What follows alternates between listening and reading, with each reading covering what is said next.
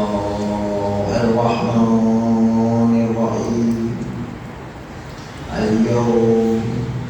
أكملت لكم دينكم وأتممت عليكم نعمتي ورضيت لكم الإسلام دينا وقال أيضا إنما وليكم الله ورسوله والذين آمنوا الذين يقيمون الصلاة ويؤتون الزكاة وهم راكعون وقال أيضا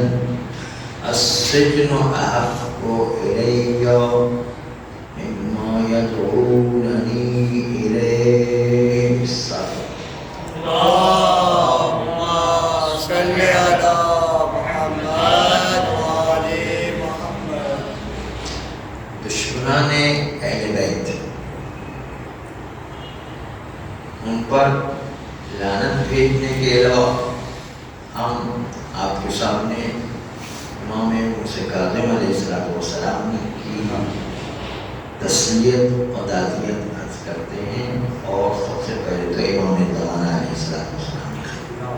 اللهم صل على محمد وآل محمد وعجل فرجهم. دشمنان اہل بیت ان کا طریقہ کار پہلے تھا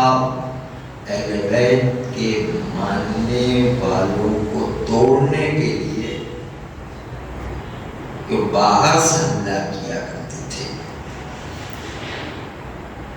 باہر سے حملہ جب کرتے ہیں تو انہوں نے دیکھا باہر سے حملہ کرنے میں ہمارا یہ نقصان ہوتا ہے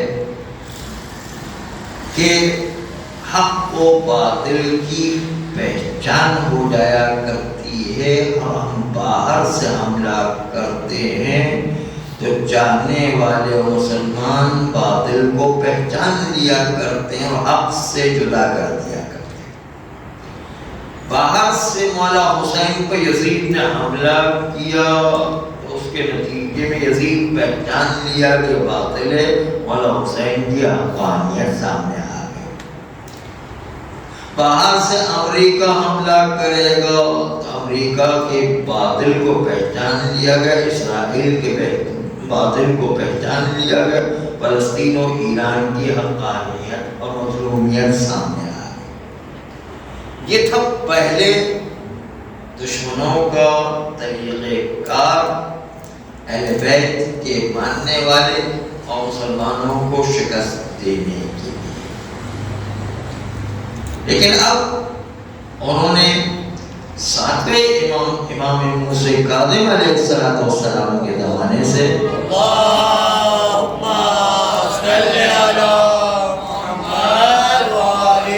محمد اس پالیسی کو تبدیل کر دیا کہ باہر سے حملہ نہیں کرو بلکہ گھر کے اندر ہی سے ایسا حملہ ہو کہ جس کے نتیجے میں خود ان کے چاہنے والے پریشان ہو جائیں کہ ہم اس کو مانیں یا اس کو مانیں. یہ بھی امام کی اولاد, وہ بھی امام کی اولاد, ہم مانیں تو کس کو مانیں؟ ہم چاہے اس کی حمایت کرے تو ان کی مخالفت کرنا پڑتی ہے, ان کی حمایت کرے تو ان کی جو ہے مخالفت کرنا پڑتی ہے. اور اس کے نتیجے میں چاہنے والے اتنے مجبور ہو جائیں, اتنے پریشان ہو جائیں, اتنے کنفیوز ہو جائیں کیونکہ سمجھ میں نہ آئے کہ ہم کس طرح امام کی حمایت کریں. اور اہل بیت پہ امامت کے انسٹیٹیوشن کو توڑ دیا جائے, امامت کے انسٹیٹیوشن کو کمزور کر دیا جائے. اور اس کے لیے انہوں نے حملہ کیا اور ٹارگٹ قرار دیا ساتویں امام موسیٰ کاظم علیہ السلام. اللهم صل على محمد وآل محمد وعجل فرجهم. جیسے ہی چھٹے امام کو زہر دے کر شہید کر دیا گیا تو حکومت نے اصلی جو امام تھا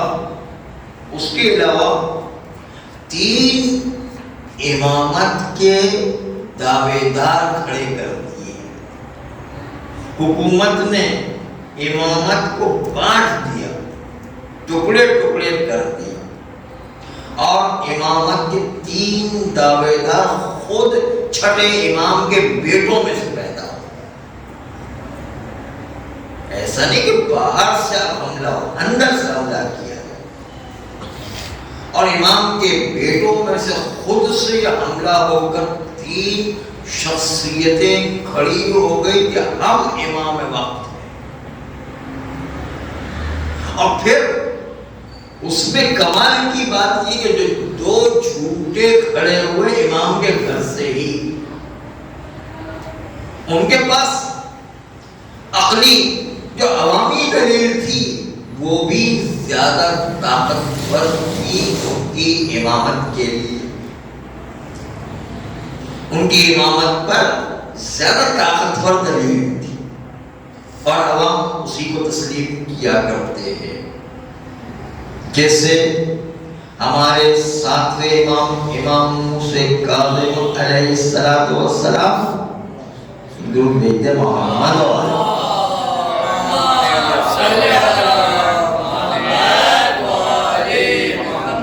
یہ چھٹے امام کے 3رے بیٹے تھے. بڑے بیٹے تو تھے، پہلے بیٹے حضرت اسماعیل، دوسرے بیٹا عبداللہ ابن عبدہ، تیسرے بیٹے موسیٰ کاظم. تو 3 نمبر بیٹے. لوگ کنفیوز ہو گئے کہ ہم عبداللہ ابن عبدہ کو امام مانے. اگر یہ عبداللہ ابن عبدہ جو امام کے فرزند تھے کہتے تھے کہ بھائی میں امام نہیں ہوں، پھر بھی راستہ صاف ہو جاتا. لیکن عبداللہ ابن عبدہ خود بڑے بھائی ہونے کے ناطے امام موسیٰ کاظم کے مقابل میں کھڑے ہو گئے اور اپنی امامت کا دعویٰ کرنے لگے. تو دیکھیں امام کے مقابل میں عبداللہ ابن عبدہ کو کھڑا کر دیا گیا، حکومت نے کھڑا کر دیا. دوسری طرف سے جو سب سے بڑے بھائی تھے اسماعیل، چھٹے امام کے سب سے بڑے فرزند اسماعیل تھے، جس سے اسماعیلی فرقہ چلا ہے، وہ اسی فرقے سے چلا ہے. اسماعیل کا تو انتقال چھٹے امام کے زمانے میں ہو گیا تھا، اس لیے وہ بہت دیندار و شریف انسان تھے. وہ تو پہلے ہی مر چکے تھے امام کے انتقال سے پہلے ہی. لیکن ان کا بیٹا محمد وہ کھڑا ہو گیا. اس نے کہا کہ نہیں، سب سے بڑے بیٹے چھٹے امام کے تو میرے والد بزرگوار اسماعیل تھے، اور بڑے بیٹے کا حق زیادہ ہوتا ہے کہ وہ امام بنے. چنانچہ وہ نہ رہے تو میں امام. یہ 3را امام کھڑا ہو. ایک امام محمد ابن اسماعیل، دوسرا عبداللہ عبدہ، اور تیسرے سچے امام موسیٰ کاظم علیہ السلام. 3 امامت کے دعوے دار خود چھٹے امام کی اولاد میں سے. حکومت نے ایسی پالیسی کی. پہلے تو حملے ہوا کرتے تھے، باہر سے حملے ہوا کرتے. یزید نے مولا حسین پر حملہ کیا، تلوار سے شہید کر دیا. پھر ان کو پتہ چل گیا کہ نہیں، اس میں تو حق و باطل پتہ چل جایا کرتا ہے، اور جو ہے صاف پہچان لیا جاتا ہے کہ باطل پر کون ہے اور حق پر کون ہے. اس لیے کہا کہ ایسا کرشمہ کرو کہ ہم اپنے خود امامت کے گھر کے اندر سے جو ہے ان کو توڑ دیں، اندر سے ہی حملہ کرو. چنانچہ ان کو جو کھڑا کیا گیا، اور سب کے سب امامت دعوے دار، محمد ابن اسماعیل بھی، عبداللہ ابن عبدہ بھی، اور امام موسیٰ کاظم علیہ السلام. امام موسیٰ علیہ السلام ان کے مقابل میں کچھ بولتے نہیں یا صبر کرتے ہیں، اسی لیے ان کو قاضمین الغیظ، غصے پر صبر کرنے والے اور ٹالرنس رکھنے والے حلیم، یہی کنٹرول کرنے، غصے پر کنٹرول کرنے جو ہے دوسروں کے مقابل میں خاموش رہا کرتے ہیں۔ 16 سال تک امام موسیٰ کاظم علیہ السلام کو صبر کرنا پڑا اپنے بھائیوں کے مقابل، اپنے بھتیجے کے مقابل۔ پھر بعد میں لوگوں کو ریئلائز ہوا اور پتہ چلا کہ نہیں، سچے وہ امام ہمارے زمانے کے امام موسیٰ کاظم علیہ السلام اللہم صلی علی محمد وعلی محمد وعجل فرجہم۔ سچی جو بات پتہ چل گیا، لیکن 16 سال تک ساتویں امام کو یہ مصیبت اپنے گھر سے اٹھانا پڑی کہ ہم ان کے مقابل میں خود ان کے بھائی اور ان کے بھتیجے کھڑے ہو گئے۔ کتنا مشکل ہے کہ انسان باہر کا حملہ کو برداشت کر سکتا ہے، لیکن اندر کا حملہ برداشت کرنا بڑا مشکل ہوا کہ تو اس کے مقابلے میں کچھ کہہ بھی نہیں سکتے۔ اور وہ کہہ رہے ہیں عبداللہ بن عبدہ اور محمد ابن اسماعیل میرے ہم امام ہیں، امام موسیٰ کاظم علیہ السلام امام نہیں ہے، وہ جھوٹے ہیں، ان پر جھوٹے کا الزام لگا ہے، جبکہ سچے جو ہے خود ایک تھے اور دونوں کو جو ہے۔ اچھا پہلی دلیل ان کی کیا ہے؟ عبداللہ ابن عبدہ دلیل دیتے ہیں کہ بھائی جب جو ہے والد بزرگوار امام جعفر صادق علیہ السلام کا انتقال ہوا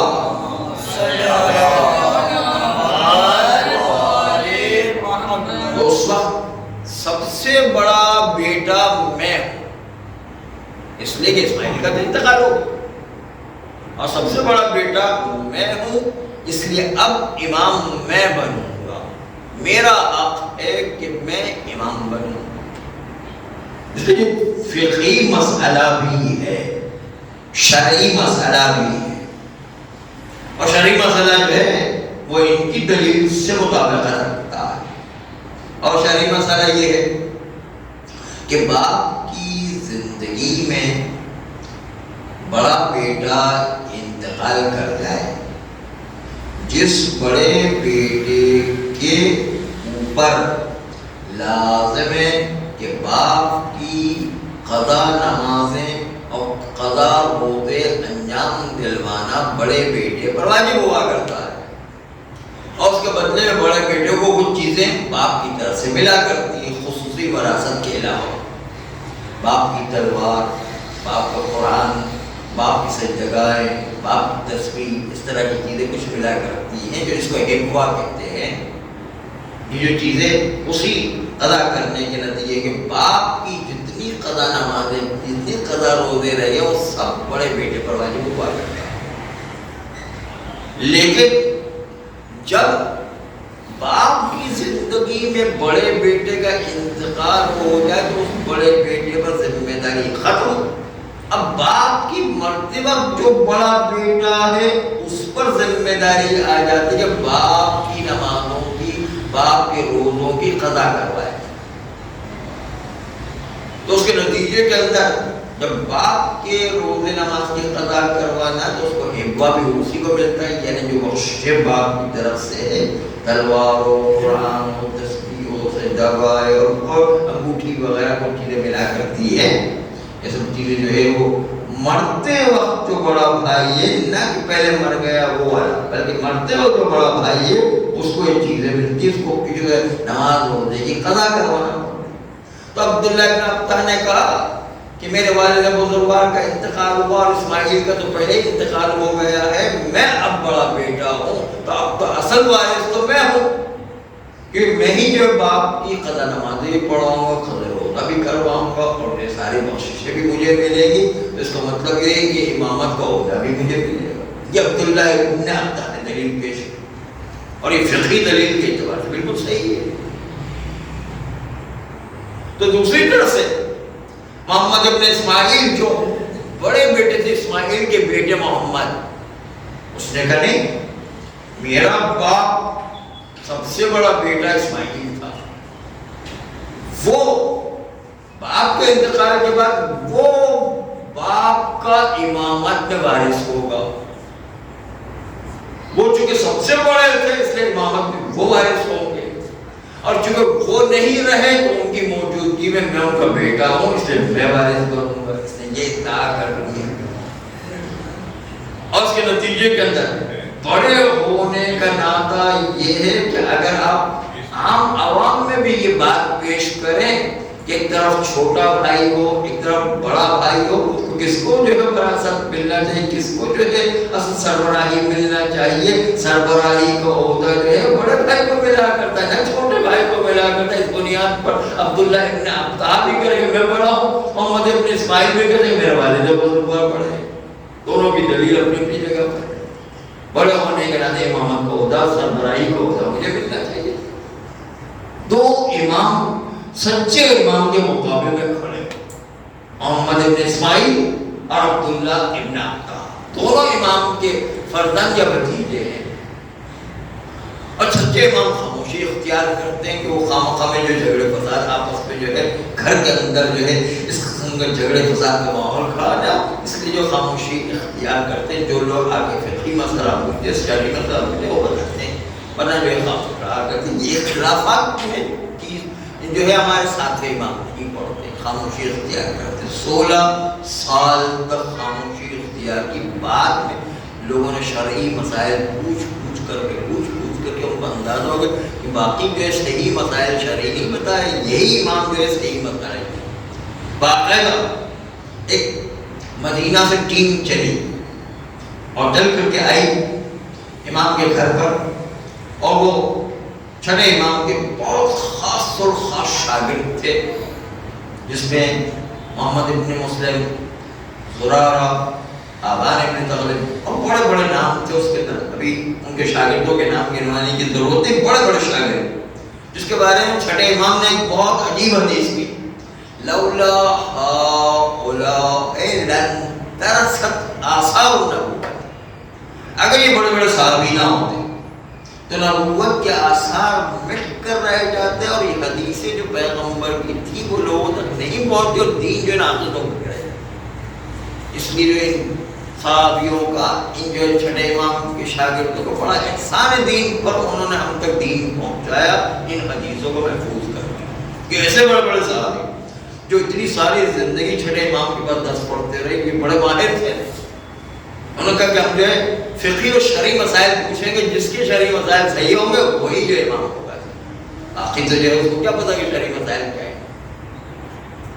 خالی امام ہونا الگ ہے، امام کا بیٹا ہونا الگ ہے.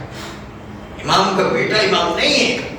اس سے بہت ساری غلطیاں ہو سکتی ہیں، وہ غلطیوں کے علاوہ جو ہے بگڑ بھی سکتا ہے، اور ہوا تاریخ میں اس طرح. چنانچہ جو ہے وہ پوری ٹیم چلی. مدینہ سے چلنے کے بعد ان لوگوں نے آ کر ایک سے سوال، محمد ابن اسماعیل سے سوال کیا، وہ بھی صحیح سوال کے جواب نہیں دے. اور جو ہے عبداللہ ابن عبدہ سے سوال کیا، اس سے بھی جو ہے جواب نہیں دے. پھر جو ہے ساتھ امام جو شہید تھے ان سے جا کر سوال کیے. اور سوال کیا کیے؟ سوال یہ کیا کہ فرزند رسول یہ بتائیے کہ میں نے یہ نظر کی ہوئی ہے کہ اگر میرا ایک کام ہو گیا، فلاں کام ہو گیا، تو میں اپنا قدیم غلام راہ خدا میں آزاد کروں گا. یہ سوال کو ٹیم سوال کر رہی ہے. راہ خدا میں قدیم غلام آزاد کروں گا.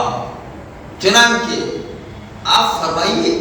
کہ قدیم غلام سے کیا مراد ہے؟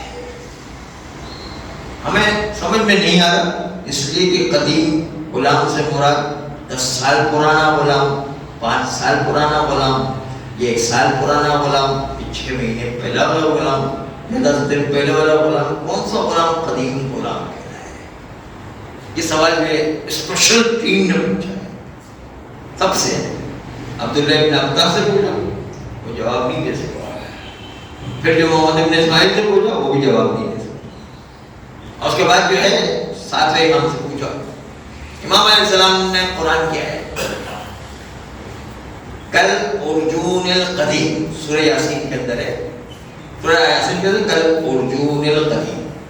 کہ جب جو ہے وہ درخت سوکھ کر کے جب ایک دم پتلا سا ایک سوکھا ہوا گھاس بن جاتا ہے، اگر چاند ایسا ہی بن جائے آسمان میں تو سمجھ لو کہ وہ پہلی تاریخ ہوا کرتی ہے۔ چنانچہ جو ہے وہ امام نے قرآن کی آیت پڑھی اور اس کے نتیجے میں قرآن کی آیت سے ثابت کی کہ چاند جو ہے وہ پتلا سا ہو جاتا ہے، اس کو جو تشبیہ ہے کہ یہ سوکھنے والا درخت 6 مہینے میں سوکھتا ہے، اس لحاظ سے وہ اس سے مراد قدیم سے مراد 6 مہینے پرانا غلام ہو اس کو قدیم کہیں۔ امام نے قرآن کی آیت سے ثابت کیا۔ پھر اس کے بعد جو ہے کہا کثیر سے مراد کیا ہے، امام علیہ السلام قرآن کی آیت سے پھر کثیر کا مطلب سمجھایا کہ کثیر کا مطلب کیا ہوا کرتا ہے۔ انہوں نے جان لیا یہاں سچا اور حقیقی امام تو یہ، اور اس کو خوشی بنائی، اس پر خوشی منائی، سب صحابیوں نے سب جو ہے امام کے شاگردوں نے خوشی منائی اور کہا کہ ہمیں خوشی سب سے بڑی یہ ہے کہ اس زمانے میں امام کو پہچاننا اتنا مشکل کام تھا کہ حکومت نے کنفیوز کر کے رکھ دیا تھا، پریشان کر کے رکھ دیا تھا، سچا امام پتہ ہی نہیں چل رہا تھا۔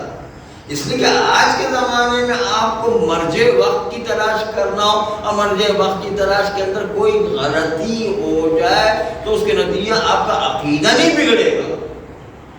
ایک مرجع کی وجہ دوسرے مرجع کی تقلید کر لی غلطی سے، اس میں آپ کا عقیدہ نہیں بگڑے گا، عمل میں تھوڑی سی خرابی ہو جائے گی، کوئی بات نہیں، لیکن وہاں امام کو انتخاب کرنے میں غلطی کر جائے تو سارا عقیدہ ہی بگڑ جاتا ہے، سارے امامت کا سسٹم ہی خراب ہو جائے گا۔ جیسے اسماعیلی فرقہ نکل آیا، جیسے ابتدی فرقہ نکل آیا، جیسے واقفی فرقہ نکل آیا، وہ جو سب جو ہے گمراہی کے راستے میں چلے تو پورا عقیدہ ہی بگڑ جاتا ہے۔ اس لیے جو وہاں بڑا صاف مسئلہ تھا، وہاں پر جو ہے آج کی طرح نہیں ہے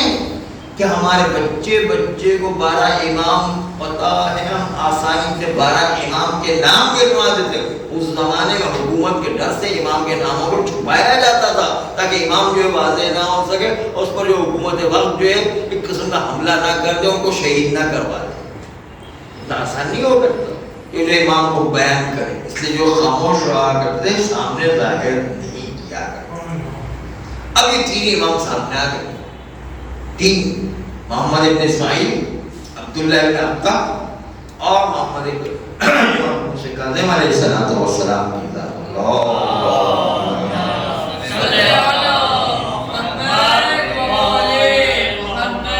ایک تو عوامی دلیل کے لحاظ سے دیکھیں کہ وہ بڑے ہونے کے ناطے عوامی دلیل ان کی کتنی اچھی ہے کہ جس کے نتیجے میں وہ بڑے امام کے لحاظ سے چھٹے امام کے وارث امامت بن گئے،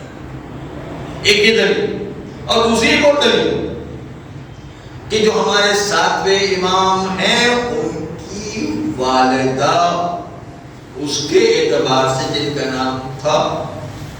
ام حمیدہ بربریہ، ام حمیدہ بربریہ جو کہ اصل میں افریقہ کے ملک سے تعلق رکھنے والی تھی، اس طرح ماریہ قبطیہ رسول اللہ کی ایک زوجہ تھی، اسی کے قبیل سے حمیدہ ام حمیدہ بربریہ تھی، اسی کی نسل سے، چنانچہ افریقہ سے تعلق رکھنے، بربر کے علاقے سے تعلق رکھنے والی تھی۔ اس لیے اب آپ دیکھیں کہ اس کی وجہ سے بھی یہ مسئلہ ہوا کرتا ہے کہ اہل بیت کے اندر، عرب کے اندر دیکھتے کہ ہماری عرب خاتون ہو تو اس کو زیادہ ترجیح دیا جاتا ہے کہ عرب خاتون سے ہی بچہ وجود میں آئے۔ یہ ہر جگہ ہوتا ہے، افریقہ کی عورت سے اپنی عرب خاتون کو زیادہ ترجیح دیتے ہیں۔ اہل بیت کے خاندان میں بھی اور ساتھ ساتھ جو ہے عرب کے پورے قبیلے کا سسٹم یہی ہے کہ وہاں پر ان کو ترجیح دیا جاتا ہے۔ چنانچہ اس بنیاد پر بھی 7ویں امام اس خاتون سے تعلق رکھتے ہیں جو خاتون جو ہے افریقہ سے تعلق رکھتی ہے، بربر کے علاقے سے تعلق رکھتی ہے۔ اور باقی جو ہے جتنے بیٹے ہیں عبداللہ ابن عبدہ ہو یا محمد ابن اسماعیل ہو، یہ سب کے سب جو ہے ان کی مائیں در حقیقت عرب خاتون ہیں۔ اس لحاظ سے بھی ساتویں امام پر وہ لوگ ترجیح رکھتے تھے اور وہ لوگ بھی امامت کا ادعا کر رہے ہیں۔ عبداللہ ابن عبدہ بھی امامت کا دعویٰ کر رہا اور محمد ابن اسماعیل بھی امامت کا دعویٰ کر رہا، اور امام موسیٰ کاظم علیہ السلام تو سچے امام تھے ہی نہیں۔ تو کہنے کا مقصد یہ ہے کہ دشمن پہلے باہر سے حملہ کیا کرتا، یزید نے مولا حسین پر حملہ کیا، اس کے نتیجے کے اندر جو ہے حق و باطل کھل جایا کرتا، پتہ چلتا کہ باطل کس طرح ہے حق کس طرح ہے۔ اب انہوں نے اندر سے سازش پیدا کی، اندر سے جو ہے ایسا کام کیا جس کے نتیجے کے اندر امامت کو ٹکڑے ٹکڑے کر دیا، اور اس کے نتیجے کے اندر عوام تو پریشان ہے کہ یہ بھی امام کے فرزند عبداللہ ابن عبدہ،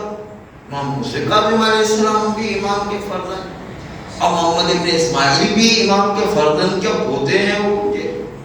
یہ جو ہے سب امام کے گھر کے اہل بیت کے گھرانے کے لوگ موجود ہیں۔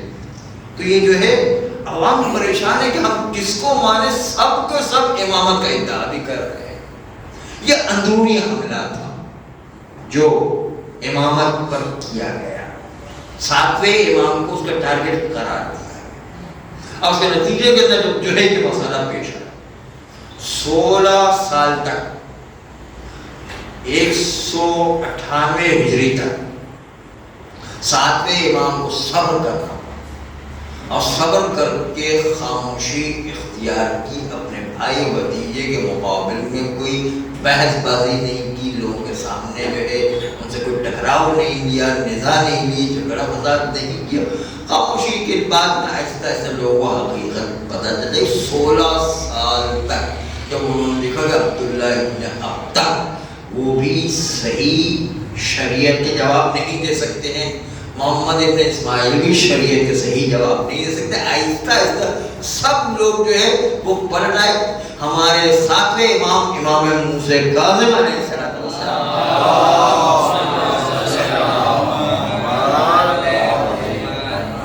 تو یہ حملہ تھا اندرونی حملے میں حکومت کی سازش تھی، اس لیے کہ محمد ابن اسماعیل کو ہمارے ساتویں امام نے ایک دفعہ بلوایا اور بلوا کر اس سے کہا کہ دیکھو تم میرے یتیم کرنے کا سبب نہیں بننا۔ اسماعیل نے کہا، محمد ابن اسماعیل نے کہا کہ میں جو ہے ایسے کام کیسے کر سکتا ہوں چچا، آپ کی جو ہے جان کے لیے میں کیسے خطرہ بن سکتا ہوں، یہ تو ہو ہی نہیں سکتا ہے۔ پھر جو ہے باتوں میں پھر جو ہے ساتویں امام نے اس سے کہا میں جو یتیم کرنے کا سبب نہیں بننا، پھر جو ہے گھما کر اس نے کہا چچا میں کیسے جو ہے آپ کے یتیم بننے کا سبب بن سکتا ہوں۔ تیسری مرتبہ کہا تو پھر جو ہے محمد ابن اسماعیل نے کہا کہ چچا میں جو ہے آپ کو گارنٹی دیتا ہوں کہ میں آپ کے یتیم بننے کا سبب نہیں بنوں گا، لیکن جب ہارون کے پاس جاتا، ہارون کے بادشاہ تھا، اس کے بعد جاتے ہی جو اس نے کہا کہ بھائی ایک نیام میں تو 2 تلواریں نہیں رہ سکتی ہیں، آپ ایک طرح سے یہاں بادشاہ پیسے لوگوں سے ٹیکس وصول کرتے ہیں، وہاں پر امام موسیٰ کاظم علیہ السلام لوگوں سے ٹیکس وصول کر رہے ہیں، وہاں پر بھی جو لوگ آتے ہیں ان کے پاس فنڈ جمع کر رہے ہیں، وہ بھی اسلحہ جمع کر رہے ہیں، آپ بھی اسلحہ جمع کر رہے ہیں، لوگ ان کو بھی جو پوچھنے کے لیے آتے ہیں ان کے ساتھ بیٹھک رکھتے ہیں، آپ کے پاس بھی بیٹھک رکھتے ہیں، ایک حکومت کے اندر 2 حکومتیں چل رہی ہیں، گویا کہ اشارہ کیا امام موسیٰ کاظم علیہ السلام آپ کے مقابل میں کھڑے ہو رہے ہیں۔ بادشاہ ہارون کو بھڑکا دیا، اس کے ذہن میں یہ بات بیٹھ گئی ہے کہ میرے مقابل میں موسیٰ کاظم علیہ السلام کو کھڑا کیا جا رہا، اور یہ شکایت کس نے کی؟ ان کے اپنے بھتیجے محمد ابن اسماعیل، وہی یتیم بنانے کا سبب، اور ہوا بھی اس کی وجہ سے امام علیہ السلام کی شہادت ہوئی، کیونکہ شکایت کس نے کی تھی۔ چنانچہ جو ہے یہ شکایت کرتا ہے، اور پھر دیکھیں گے باہر سے حملہ ہوتا ہے تو حق و باطل پہچان میں آ جاتا ہے، لیکن اندر سے حملہ ہوتا ہے تو پہچان میں نہیں آتے کون حق ہے کون باطل ہے، سب کے سب جو امام پہ فرض ہے، جس کو امام مانے جس کو امام نہیں مانے، آگے کنفیوز ہو کر کے رہ جایا کرتا ہے۔ یہی سازش نہیں ہوئی، پھر ایک سازش اور بڑھے، اندرونی سازش آپ کے سامنے بتا رہے ہیں، اندرونی امامت کو توڑنے کے لیے کیسی سازش کی گئی۔ چنانچہ جب ساتویں امام کا زمانہ آیا اور ساتویں امام کی شہادت واقع ہو گئی، تو اس کے بعد آٹھویں امام کے لیے یہی اندرونی پریشانی کھڑی ہو گئی۔ اور وہ اندرونی پریشانی یہ کھڑی ہوئی کہ جو ساتویں امام کے وکیل تھے، کیونکہ وہ وکیل 14 سال تک امام علیہ السلام جیل میں رہے، چاہے وقفے سے رہے لیکن جیل میں رہے، اس لیے جو ہے وکلا حضرات جو وکیل حضرات تھے ان کو لوگ زیادہ پہچاننے لگے کیونکہ امام تو جیل میں تھے، اور جتنا بھی خمس آتا تھا وجوہات شرعیہ آتی تھی، مسائل شرعیہ پوچھا جاتا وہ وکیلوں سے پوچھا جاتا۔ اور یہ خود امام، یہ ساتویں امام کے وکیل تھے،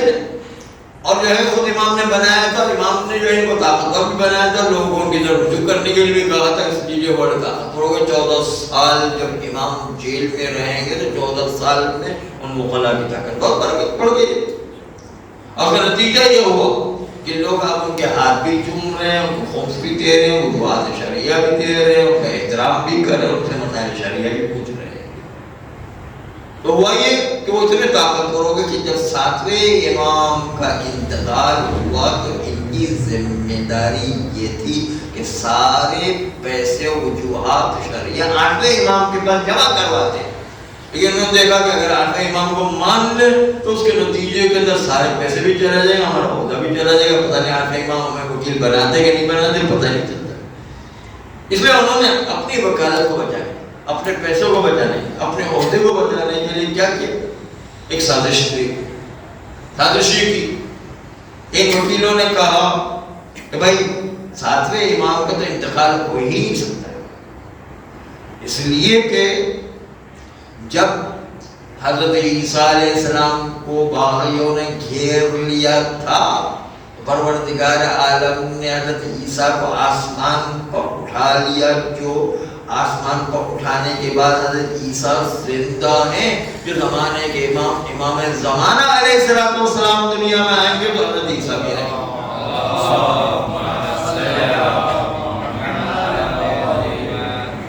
چنانچہ ان کو آسمان پر اٹھا لیا۔ جب حضرت عیسیٰ علیہ السلام کو پروردگار عالم نے ان بغاوتوں سے بچا کر کے آسمان پر اٹھا لیا، زندہ ابھی تک رکھا ہے، تو امام موسیٰ کاظم علیہ السلام تو حضرت عیسیٰ کے بھی سردار ہے۔ جب جو ہے عیسیٰ کو بچایا جا سکتا ہے تو اللہ کے حضرت امام موسیٰ کاظم علیہ السلام کو کیوں نہیں بچائیں گے؟ ان کو بھی آسمان میں اٹھا لیا گیا، انہوں کا ادعا ہے۔ وہ کہتے ہیں کہ امام موسیٰ کاظم علیہ السلام کو بھی آسمان میں اٹھا لیا، اور وہ بھی جو مرے نہیں، وہ مرے نہیں ہے، اس کا مطلب امامت ان کی باقی ہے، زندہ ہے تو امامت، جب امامت باقی ہے تو ان کے وکیل بھی ہم باقی ہیں، جو وکیل باقی تو ہم پیسے لے سکتے ہیں، ہم وجوہات شرعیہ لے سکتے ہیں، ہم جو ہے وکالت کے عنوان سے جو ہے مسئلہ شرعی بتا سکتے ہیں، اور جو ہے لوگ ہمارا احترام رکھیں گے، ہمارے پیسے بھی ہمارے پاس باقی رہیں، یہ انہوں نے ترکیب نکالی،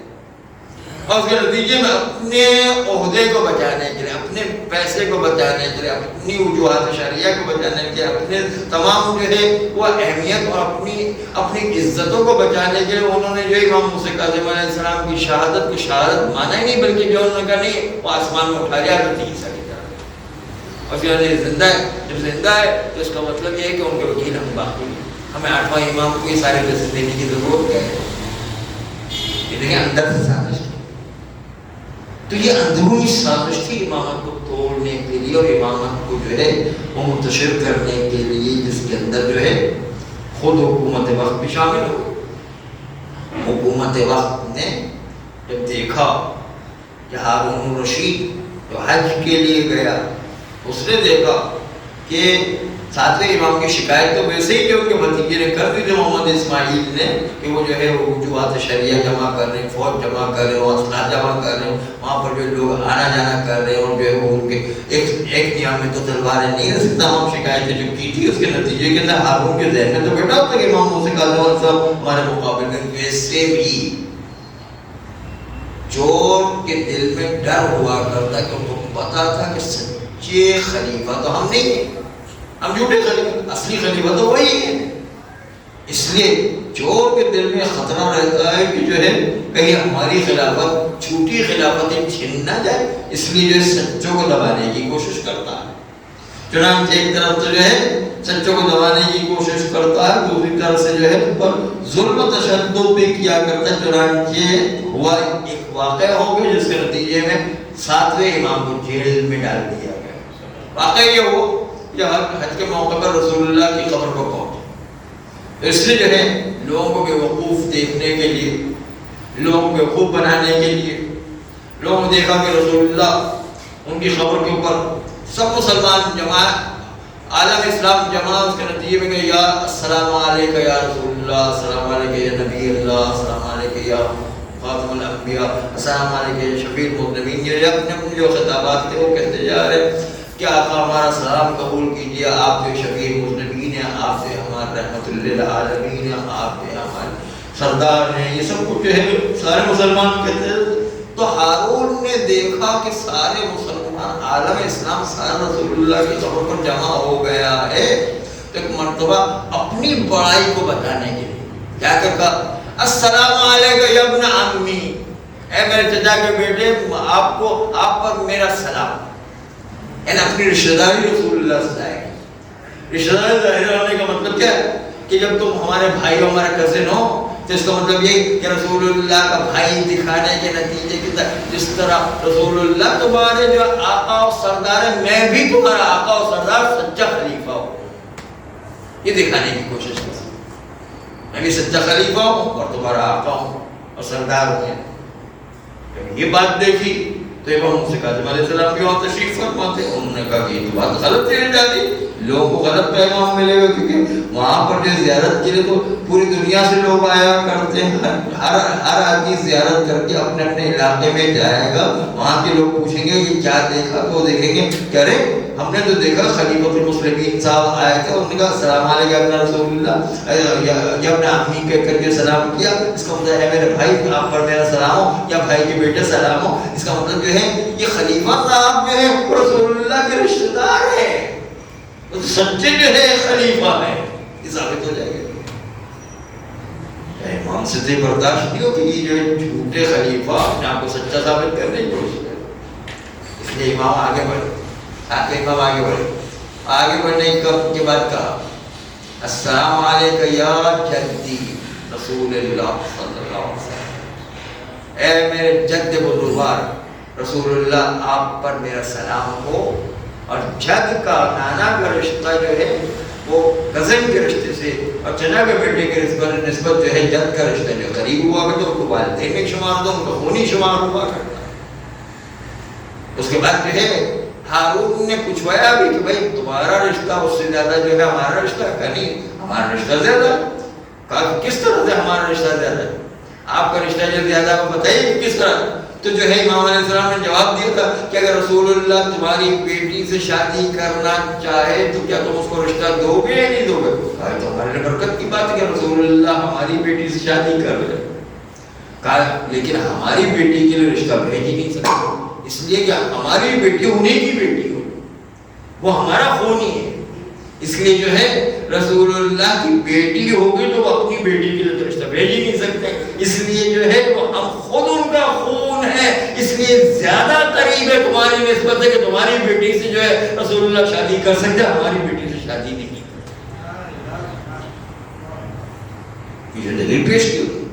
اور اس کے نتیجے کے اندر بادشاہ کو بہت برا لگا، ہارون رشید کو، یہ تو جو ہے ہماری بیٹی کے خلاف بول رہے۔ اس کے نتیجے کے اندر جو ہے بادشاہ کی جو نسبت رشتہ داری کی تھی وہ امام موسیٰ کاظم علیہ السلام نے توڑ دی، اور اس کے نتیجے کے اندر اس کو برا لگا۔ اس کے نتیجے میں ابھی جو ہے امام علیہ السلام مستحب زیارت رسول اللہ کی پڑھ ہی رہے تھے کہ اللہ اکبر کر کے جیسے ہی رکوع میں جانا چاہتے تھے ایک مرتبہ ہتھکڑیاں لگا لی، ساتھ ہی ہم کو ہتھکڑی لگا کے لے کر کے زندان بغداد میں، اور جو ہے ان کو جو ہے زندان میں لے جانے کے بعد جیل کے اندر بند کر دیا۔ 14 سال تک جو ہے وہ امام علیہ السلام جیل میں رہے، وقفے سے البتہ لیکن رہے، 14 سال تک جیل میں رہے۔ تو آپ نے دیکھا کہ یہ دو حملے، پہلے حملہ ہوتا تھا باہر سے، یزید مولا حسین پر حملہ کر کے مولا حسین کو شکست دینے کی کوشش کرتا تھا، امامت کو شکست دینے کی کوشش کرتا تھا،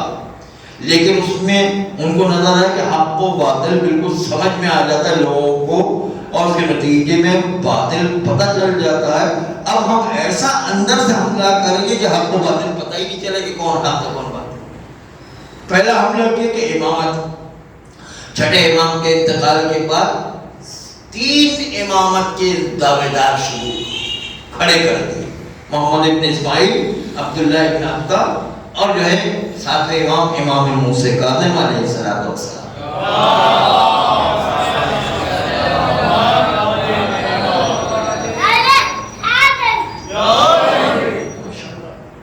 تو 16 سال تک 7ویں امام کو صبر کرنا پڑا اپنے بھائیوں کے مقابلے میں، اپنے بھتیجے کے مقابلے میں،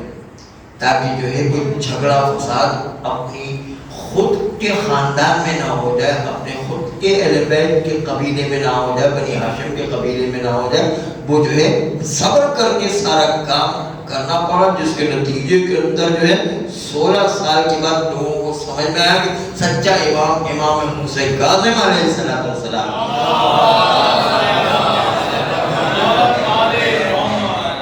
تو اسی طرح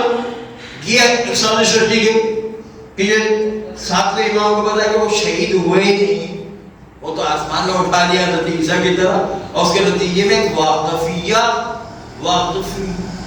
فرقہ پیدا ہو۔ یہاں ابتہی فرقہ حضرت عبداللہ ابن ابتہ کے نتیجے پیدا ہو گئے، وہ اسماعیلی فرقہ محمد ابن اسماعیل کے وجہ سے پیدا ہو گئے، یہ ایک اور فرقہ پیدا ہو گیا، واقفیہ فرقہ۔ واقفیہ فرقہ یعنی ہم 7ویں امام پر توقف کرتے کہ وہاں پر امامت آگے ٹھہر گئی، اس کے بعد امامت آگے نہیں بڑھی ہے۔ اس فرقے کا نام تھا فرقہ واقفیہ، فرقہ واقفیہ کھڑی ہو گئی۔ اگرچہ کہ اللہ کا شکر ہے کہ محمد ابن اسماعیل کا 1 مہینے کے اندر انتقال ہو گیا، فتنہ ختم ہو گیا۔ اسی طرح عبداللہ ابن عبدہ بھی 1 سال تک ان کی زندگی رہی، اس کے بعد ان کا بھی انتقال ہو گیا، اس کے بعد جو ہے وہ فتنہ جو ہے بہت جلدی ختم ہو گیا۔ لیکن نئے نئے فرقے پیدا ہو گئے، واقفیہ پیدا ہو گئے۔ واقفیہ جو ٹھہراؤ کا قائل تھا کہ امامت 7ویں امام پر آگے ٹھہر گئی، آگے بڑھی نہیں، اس کے نتیجے میں ہم جو ہے 7ویں امام کے اب بھی وکیل ہے، چنانچہ وجوہات شرعیہ لے سکتے ہیں، خوف لے سکتے ہیں، اور جو ہے امام کی طرف سے ہمیں اجازت ہے، ان کی طرف سے ہم مسائل شرعیہ بھی بتا سکتے ہیں، ان کی طرف سے وہ عہدہ ہمارے لیے برقرار ہے۔ یہ واقعیہ فرقوں کا جو انتاج ہو، اور 14 سال کے اندر یہ وکلا اتنے طاقتور ہو گئے تھے کہ جس کے نتیجے امام رضا علیہ السلام کو بڑے پاپڑ بیلنے پڑے ان وکیلوں کا مقابلہ کرنے، اور امام رضا علیہ السلام کو خالی وکیلوں کا مقابلہ نہیں کہ اپنے بھائی بہنوں کا بھی مقابلہ کرنا، کیونکہ بھائی بہن بھی جو ہے وہ امام رضا علیہ السلام کے مقابل میں آ رہے تھے، وہ خود ایک تفصیل ہے۔ لیکن عرض کرنے کا مطلب یہ کہ سارے داخلی حملے ہو رہے ہیں، ابھی تک باہر سے حملہ ہو رہا تھا، یزید جو امام حسین پہ حملہ کر رہا تھا، باہر حق و باطل پتہ چلے، لیکن اب کون حق ہے کون باطل ہے، خود جو ہے چاہنے والے کنفیوز ہو گئے کہ سچے امام امام موسیٰ کاظم علیہ السلام ہے یا عبداللہ ابن عبدہ ہے یا محمد ابن اسماعیل ہے، کون ہے؟ خود چاہنے والے 16 سال تک کنفیوز رہے۔ اس کے بعد ان کو آہستہ آہستہ پتہ چلا کہ نہیں، سچے امام تو وہی 7ویں امام امام موسیٰ کاظم علیہ السلام سلامت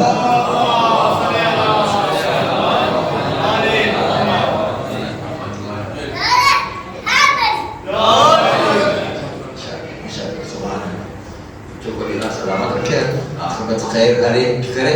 ہم سب کی بھی عاقبت اللہ امام زمانہ علیہ السلام کے صدقے میں فرمائے، امام موسیٰ کاظم علیہ السلام کے صدقے میں ہمیں جو ہے ہماری حوائج شرعیہ بھی پوری اور سب کو اصل میں عاقبت بخیر کرتے ہیں۔ تو ایک جہت سے یہ کہ داخلی حملہ اتنا خطرناک قسم کا جس پر ٹارگٹ جو ہے 7ویں امام امام موسیٰ کاظم علیہ السلام کو قرار دیا گیا، لیکن آہستہ آہستہ یہ ٹارگٹ جو ہے وہ کا ناکام ہو گئے، اور اس کے نتیجے کے اندر جو ہے 7ویں امام ابھر کر کے سامنے آ گئے، اور جب زندان میں ڈالا تو زندان کے اندر ڈالنے کا بھی ہارون کا مقصد صرف یہ تھا کہ امامت کو توڑ دیا گیا۔ امامت ویسے ہی لو پروفائل میں چل رہی تھی،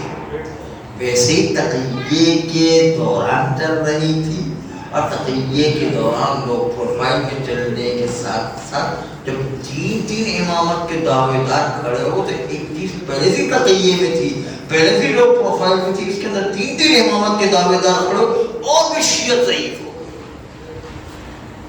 اور ضعیف ہونے کے بعد جب ہارون نے دیکھا کہ امامت کو توڑنے کا بہترین موقع ہے کہ امامت کو ساتویں امام کو جو سچے امام ہیں ان کو جیل میں ڈال دو تاکہ جیل کے اندر سڑ کے مر جائے اور امامت جو فنا فاتحہ ہو ان کا ہمیشہ جو ہے جڑ سے اکھاڑ کر کر دے امامت یہ امام کو توڑنے کے لیے ساتویں امام کو توڑنے کے لیے ہارون رشید نے کام کیا، لیکن امام ساتویں ایسے عجیب و غریب اعمال جیل میں بیٹھ کر انجام دے رہے تھے، یہ جس کے نتیجے میں بجائے اس کے کہ وہ امام جس کو مسجد النبوی سے نماز کے دوران ہتھکڑی ڈال کے لے گئے تھے اور کوئی مسلمان بولنے والا نہیں تھا، کوئی مسلمان بولنے والا نہیں تھا، اور ان کو ہتھکڑی ڈال کر لے گئے اور اس کے نتیجے میں زندان میں ڈال دیے۔ مسلمان اتنے بے حس تھے اس وقت، اور 14 سال جو امام زندان میں رہے تو اس کے نتیجے میں اب جو امت اسلامیہ 14 سال میں اتنی بیدار ہو گئی، اتنی بیدار ہو گئی کہ جب امام موسیٰ کاظم علیہ السلام کا لاشا نکلا تو پورا بغداد امام کے استقبال کے لیے اور امام کے لاشے کو دفن کرنے کے لیے اور لاشے کا جو ہے تشییع جنازہ کے لیے پورا بغداد جو امام کے لیے پیچھا ہے۔ کیا کام تھا کہ جس کے نتیجے کے اندر زندان میں رہنے کے باوجود 14 سال میں وہ کام کیا کہ پوری امت اسلامیہ کا ذہن پلٹ کر کے رہ گیا، اور ان کے گورنروں نے خود نے ہارون رشید کو لکھا خط کہ تم نے کس بیچارے سید کو جو ہے زندان میں ڈال دیا، ان کے خود کے گورنر لکھ رہے ہیں کہ تم نے کس کو جو بیچارے وہ سید کو زندان میں، وہ بیچارہ کسی کو کوئی برا بھلا کہتا ہی نہیں ہے، آپ کو بھی برا بھلا نہیں کہتا، وہ تو صرف سب کے لیے دعائیں کرتا ہے، سب کے لیے اچھائی چاہتا ہے، سب کے لیے جو ہے وہ روشن فکری چاہتا ہے، وہ سب کے لیے اچھائی کا پہلو رکھتا ہے اور ہر ایک کے لیے دعا کرتا رہتا ہے، کسی کے لیے برائی نہیں چاہتا۔ تم نے کس سید کو تم نے جو زندان میں ڈال دیا؟ یہ خود ان کے گورنر جو ہارون رشید کو لکھ رہا ہے۔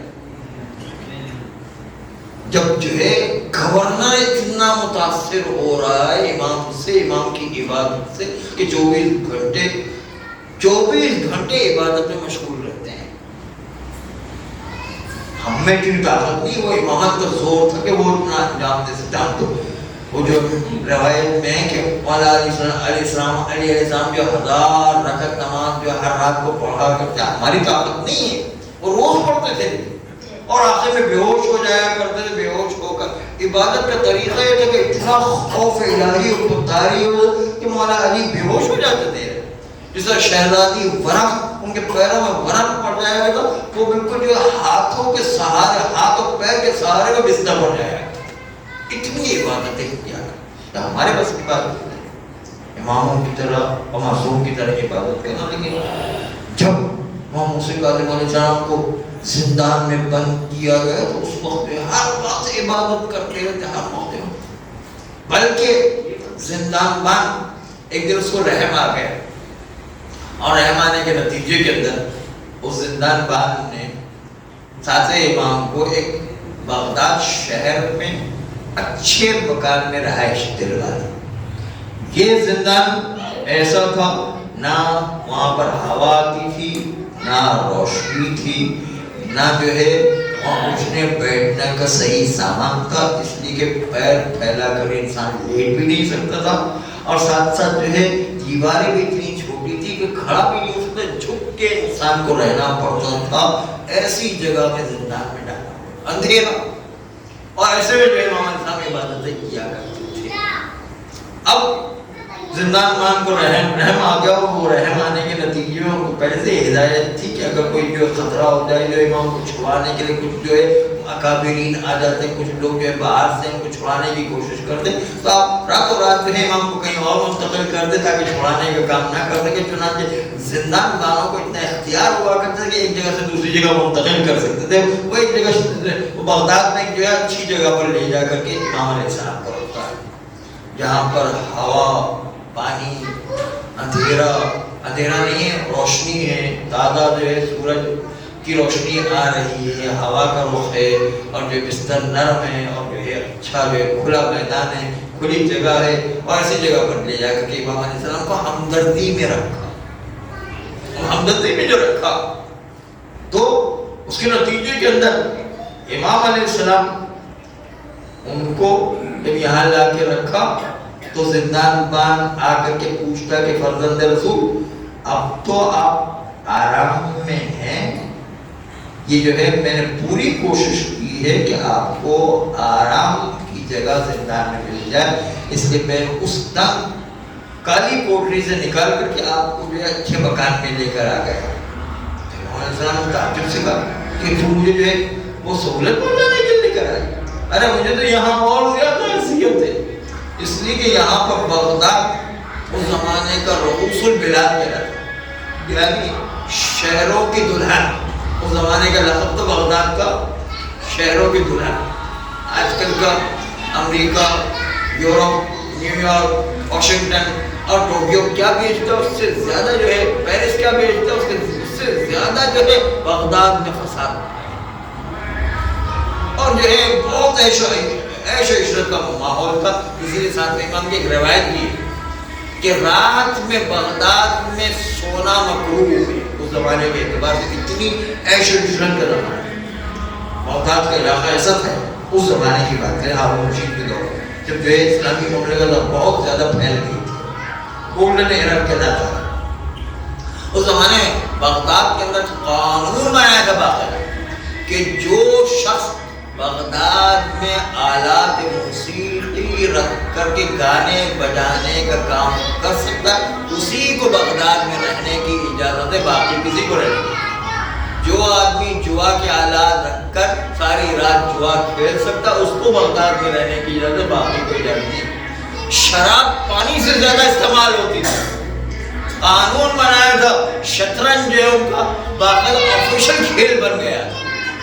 اور ایسی عیش و عشرت کی جگہ وہاں پر بنائی۔ کچھ چیزیں ایسی کی جس کا نام بھی ہم نہیں لے سکتے، ایسی چیزیں وہاں پر رائے ان پر جو نام لینا بھی شرم کی بات ہوا کرتی ہے، اس لیے وہ نام بھی نہیں لیا جا سکتا۔ چنانچہ ایسا عیش و عشرت کا ماحول، آپ کو پتا ہے کہ مسلمانوں پر ذرا پیسے زیادہ آ جائے تو بڑی ہری اور اس کے نتیجے کے اندر بس وہ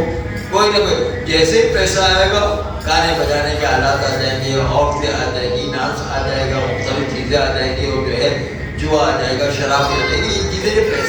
پیسہ اچھی چیز ہے اگر راہ خدا میں، لیکن پیسہ بری چیز ہے انسان کے لیے جب جو ہے انسان کو برائی کی راہ تو دیکھنا ہے کہ پیسہ کس کام میں استعمال ہو رہا ہے۔ حضرت خدیجہ کی طرح نیک کام میں استعمال کر تو پیسے سے بڑھ کر اور کوئی چیز نہیں ہے، اور جو ہے یہی پیسہ اگر جو شداد کی طرح وہ جو ہے رسول اللہ اپنے زمانے کے نبی کے مقابل میں پیسے کی وجہ سے کھڑا ہو جائے تو اس سے بدتر کوئی چیز نہیں۔ اس لیے جو ہے بغداد میں یہ پوزیشن تھی، اور کسی کو جو ہے قانوناً اجازت نہیں تھی کہ جو جوا نہ کھیلتا ہو، جو آلات موسیقی نہ رکھتا ہو، جو ڈانس کی محفل نہ سجا سکتا ہو، جو ہے شطرنج کی بازی نہ کھیل سکتا، وہ جو بغداد میں رہ نہیں سکتا۔ اسے کہا کہ بغداد میں رہنا مکروہ ہے، ساتویں امام کی روایت ہے اس زمانے کے اعتبار سے۔ آج کے زمانے میں شاید نہ ہو، آج بھی وہ عیش و عشرت کا کوئی کم نہیں ہے، لیکن بہرحال اس زمانے کے اعتبار سے تھا۔ چنانچہ جب جو ہے اس مکان میں لا کر رکھا گیا، برابر کے گھروں سے سب جگہ سے موسیقی کی آواز آ رہی تھی بغداد میں، تو امام علیہ السلام نے کہا تم مجھے اذیت کرنے کے لیے لائے ہو یا مجھے سہولت پہنچانے کے لیے؟ یہ تو سب طرح سے یہ گانے کی آواز آئی، مجھے پھر دوبارہ زندان میں لے جاؤ۔ آپ کو حضرت یوسف کا قصہ یاد ہے، حضرت یوسف جو ہے انہیں ایک جملہ کا قرآن کا عہد بھی ہے، السجن احق الیہ مما یدعوننی الیہ. زندان میرے لیے اچھا ہے، جیل میرے لیے اچھا ہے اس سے کہ یہ عورتیں جس زنا کی مجھے دعوت دے رہے ہیں. حضرت یوسف کو یہی دعوت دے رہی تھی کہ اس زنا سے تو بہتر ہے کہ میں زندان میں چلا جاؤں، کم سے کم یہاں عورتوں سے بچ سکوں گا. تو پتہ چلتا کہ ایمان کا بچانا کتنا اہم ہوا کرتا، اپنے آپ کو گناہوں سے بچانا کتنا اہم ہوتا. وقت نہیں ہے میں عرض کرتا حجر ابن عدی کو ایک بہت اہم بات ہے. حجر ابن عدی بس مختصر عرض کرتا. حجر ابن عدی ان کو جب مجمع عام میں مولا علی کی حمایت بہت زیادہ شدید تھی، چنانچہ ایک دن حاکم شام تقریر کر رہا تھا، یہ مجمع میں کھڑے ہو اور کہا کہ تم جو علی کو لعن طعن کیوں کر رہے ہو. علی کے لعن طعن پر کھڑے ہو کر کے حجر ابن عدی نے علی کی حمایت کرتے حاکم شام کو اس کو تقریر و خطبے میں ٹوک دیا ہے. خطبے میں ٹوکا ہے، وارنٹ گرفتار کیا گیا، حجر ابن عدی کو گرفتار کیا گیا، حاکم شام کی طرف بھیجا گیا. جب جو ہے حاکم شام کی طرف اس کو مدینہ سے حاکم شام کی طرف بھیجا گیا تو حجر ابن عدی اتنا مقدس آدمی تھا، اتنا معتبر آدمی تھا، اتنا دیندار آدمی تھا، اتنا شریف و اتنا عبادت گزار تھا کہ خالی اہل بیت کے ماننے والے حجر ابن عدی کو نہیں مانتے تھے بلکہ پورا عالم اسلام حجر ابن عدی کو مانتے. اس لیے جو ہے حاکم شام کے لیے اتنی سفارش ہے، پورا عالم اسلام سفارش کر رہا تھا اور معاویہ اپنی جگہ پہ ہل کے رہ گیا. یہ کیا ہوگا؟ پورا عالم اسلام نے سفارش کر رہا ہے. خالی آپ کو یاد ہوگا مختار کے لیے عبداللہ ابن عمر نے خالی ایک سفارش کی تھی، تھوڑی سفارش آ گئی، اس کے اندر یزید ہل گیا تھا. یہاں پورا عالم اسلام نے حجر ابن عدی کی حمایت کر رہا ہے. حتیٰ حضرت بی بی عائشہ کی بھی سفارش آ گئی حاکم شام کے نام پر کہ بھئی حجر ابن عدی کو اتنے مقدس آدمی کو اپنے گرفتار کر لیا. تو خود حاکم شام گھبرا گیا ہے، پورا عالم اسلام نے اتنی حمایت کر رہا ہے. تو اس کے نتیجے کے اندر مجبور ہو گیا چھوڑنے پر. اس نے کہا ہاں ٹھیک ہے میں آپ کی سفارش مانتا ہوں، اور سفارش ماننے کا اس نے لکھ کے لگا دیا، بورڈ پر چپکا دیا اور کہا کہ دیکھو میں نے ابھی سے لکھ کے لگا کہ ان کو آنے دو حجر ابن عدی کو، میں ان کو اسی وقت رہا کر دوں. تو سب لوگ مطمئن ہو. لیکن پیچھے سے حاکم شام نے ایک سازش بنائی، اور سازش یہ بنائی کہ حاکم شام نے اپنے سپاہیوں کو روانہ کیا اور کہا کہ جو سپاہی جو لے کر آ رہا ہے حجر ابن عدی کو درمیانی میں اس کو شہید کر دو. شہر میں داخل ہو گئے تو ہم مجبور ہو جائیں گے حجر ابن عدی کو چھوڑنے پر، اس لیے درمیانی میں شہید کر دو تاکہ ہم کہہ سکیں کہ بھائی ہمارے سپاہیوں نے شہید کر دیا، ہم کیا کہہ سکیں. دیکھیں یہ سازش ہے اور حجر ابن عدی کو در راستہ ہی میں شہید کر دیا. اتنا جو ہے مقدس صحابی تھا، مولا علی کا چاہنے والا، کہ اس کو جو ہے درمیان میں شہید کرنا. بس 3 جملے عرض کر لیں. اس نے کہا ٹھیک ہے مجھے شہید کرنا ہے، میری 3 وصیتیں، 3 وصیتوں کو غور کیجیے کہ بس اسی پہ اختتام. 3 وصیتیں. پہلی وصیت یہ کہ مجھے 2 رکعت نماز پڑھنے کی اجازت دی، کہ میں چاہتا ہوں کہ مرنے سے پہلے اللہ کی بارگاہ میں سر و سجود ہوتا ہوں. دوسری میری وصیت یہ ہے کہ جو مجھے ہتھ کھڑی اور بیڑیاں اور ٹوپ لگایا ہے زندان میں لے جانے کے لیے اور جیل کو، یہ ہتھ کھڑی نہیں ہوتا ہے. کس لیے؟ کہا اس لیے کہ میں جب جو ہے نانا رسول اللہ کے پاس پہنچوں، حسنین کے نانا رسول اللہ کے پاس پہنچوں، تو اسی حالت میں پہنچوں تاکہ یہ بیڑیاں، یہ ہتھ کڑیاں میرے لیے فخر کا سبب بن جائے. جس طرح گولڈ میڈلسٹ اپنے جو گولڈ میڈلسٹ کو لے کر جاتا ہے، اس طرح یہ میرے لیے گولڈ میڈلسٹ کا سبب بن جائے. اس لیے یہ ہتھ کڑیاں نہیں ہوتا. اور تیسری بات ہے کہا کہ مجھے ماننا ہی ہے تو میرے بیٹے، جوان بیٹے کو میرے سامنے پہلے شہید کرو پھر مجھے شہید. اب ایک الٹی بات تھی، یہ تو سزا لے باپ کہ اپنے بیٹے کو پہلے شہید کرنا ہے پھر خود شہید کرو. ورنہ ہم تو بوڑھے باپ تو کہتے ہیں کہ پہلے ہمیں شہید کرو تاکہ ہم جوان بیٹے کی لاش کو نہیں دے سکتے. لیکن اس نے کہا نہیں، پہلے میرے بیٹے کو شہید کرو پھر اس کے بعد مجھے شہید کرو. اب کس لیے؟ ہر ایک کی علت بتائی. وہاں 2 رکعت نماز پڑھنے کی علت بتائی کہ میں اللہ کی بارگاہ میں عبادت کر کے جاؤں. جو ہتھکڑیوں پہ علت بتائی کہ یہ گولڈ میڈلسٹ بن کے جانا تھا. اور اس کی علت بتائی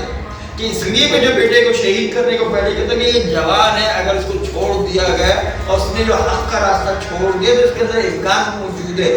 یہ جو شہید ہو جائے گا تو پھر کوئی امکان نہیں، اور میرے بہکنے کا تو کوئی امکان نہیں، میرے 70 بیٹے اور بھی ہوتے تو میں گمراہ ہونے والا نہیں ہوں، حق کو چھوڑنے والا نہیں، اس لیے میں اپنے سے مطمئن ہوں، بیٹے سے مطمئن ہوں، اور جوان بیٹا اس کے سامنے ساری زندگی پڑی، وہ کہیں نہ کہیں گمراہ ہو سکتا ہے حق کے راستے کو چھوڑ کر، اس لیے میں چاہتا ہوں کہ حق اور ایمان جو ہے اس کو چھوڑ دے، اور اس کے بدلے جو شہید ہونا مجھے منظور ہے لیکن اس کا ایمان ضائع ہونا مجھے منظور ہے۔ اتنی عظمت کی بات، ایمان اتنا نہیں، حضرت خضر نے اس بچے کو جو ہے مار دیا تھا، کہا کیوں؟ اس لیے بچہ بڑا ہو کے جو گناہگار ہونے والا ہے تو پتہ چلا کہ مر جانا زیادہ بہتر ہے ایمان کو چھوڑ دینے کے، گناہگار ہونے کے، مر جانا بہتر ہے۔ یہ حجر ابن عدی نے بھی بتایا، حضرت خضر نے بھی بتایا۔ لیکن بس ہمارے امام جب ان کی شکایت محمد ابن اسماعیل نے ہارون سے اور دوسری طرف سے رسول اللہ کے سامنے یہ حادثہ ہو تو ہارون کے ذہن میں بغض بیٹھ گیا، اور جو ہے امام علیہ السلام کو زہر دیا گیا، اور زہر کے اثر سے جو 3 دن تک تڑپتے رہے، پہلے دن ان کا لاشا زرد ہو گیا، پھر نیلا پڑ گیا، اور تیسرے دن سفید پڑ گیا، اور امام علیہ السلام کی شہادت ہوئی۔ وہ ظاہر کرنا چاہتا تھا کہ دیکھو امام کو ہم نے شہید نہیں کیا، لیکن جب لوگ معائنہ کرنے کے لیے آئے تو امام نے بتایا کہ جو ہے مجھے زہر دیا گیا، اور صدیق نے شاہد نے زہر دیا، اور جو ہے وہ مامون اور ہارون کے کہنے پر جو زہر دیا گیا، چنانچہ جو ان کی سازش کو آشکار کیا، تیسرے دن جو امام کی شہادت ہو گئی تو پھر جو ہے اپنے صحابی سے کہا کہ تم کچھ نہ کرنا، میرا بیٹا علی رضا چل کر کے آئے گا، مجھے غسل و کفن دے گا۔ چنانچہ امام کا لاشا تیار ہوا، جب لاشا تیار ہونا تھا کہ تم مرتبہ ہارون کو خبر دی گئی، ہارون نے غلاموں سے کہا کہ ککاؤ ان کے لاشے کو لے جا کر کے 4 مزدور بغداد کے پل پر رکھ دے، تاکہ جو ہے آنے والی سواریاں اپنے آنے والے گھوڑے کھچر اونٹ اپنے پیروں تلے رون کے کو کچل کر رکھ دیا جائے، اور کسی کو پتا بھی نہ چلے کہ رافضیوں کے امام کو ایک مرتبہ کچل کے ختم کر دیا جائے۔ لیکن ہائے جب بغداد کے پل کے نیچے پل کے اوپر رکھا گیا تو اندھیرے کا وقت ہے، اور جو ہے آنے والی سواریاں ایک مرتبہ رک جایا کرتی ہیں، لیکن ایک مرتبہ جو ہے اسی جگہ پر ایک لوہار رہا کرتا تھا، لوہار کے بعد رات کو دستک ہوتی ہے، لوہار نے جب دستک سنی تو ایک مرتبہ دروازہ کھولا، دیکھا سیاہ پوش بی بی وہاں پر ہوتا ہے، کہا اے لوہار تو نے منت مانی تھی کہ میرا فلاں کام ہو گیا تو فاطمہ کے بیٹے کا کوئی نہ کوئی کام انجام دوں گا، تو چل اپنے اوزار لے کر کے چل۔ ایک مرتبہ کہا کہ شہزادی آپ کو نے کہا میں وہی فاطمہ دکھیاری رسول کی ہو،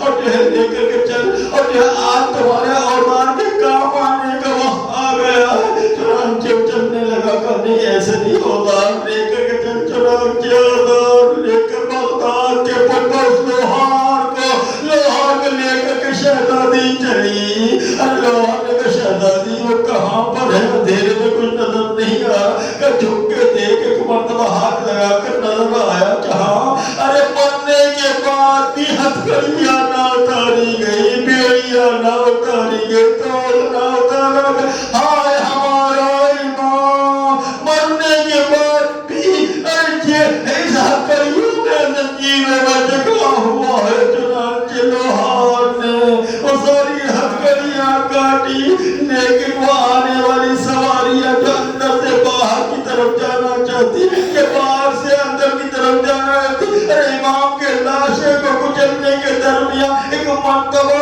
ارے یہ جانور بھی یہ حیوانات بھی وہاں پر آ کر کے رک گئے، ارے مالکوں نے آ کر دیکھا تو کہا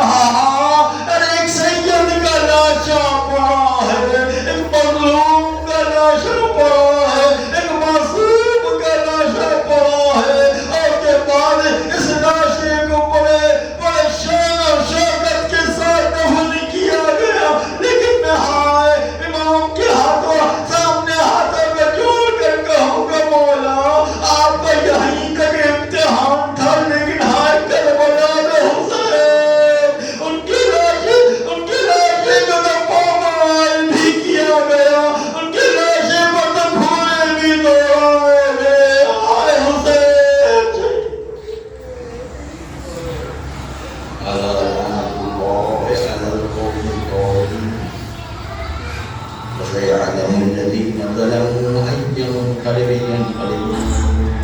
آلنا عن قليل عبادك قول فرما ہمارے گناہ کبیرہ و صغیرہ کو معاف فرما آئندہ جو گناہوں سے بچنے کی توفیق عطا فرما نسلا بعد نسل ایسی اولاد عطا فرما قیامت تک امام زمانہ علیہ السلام کے سچے سپاہی قرار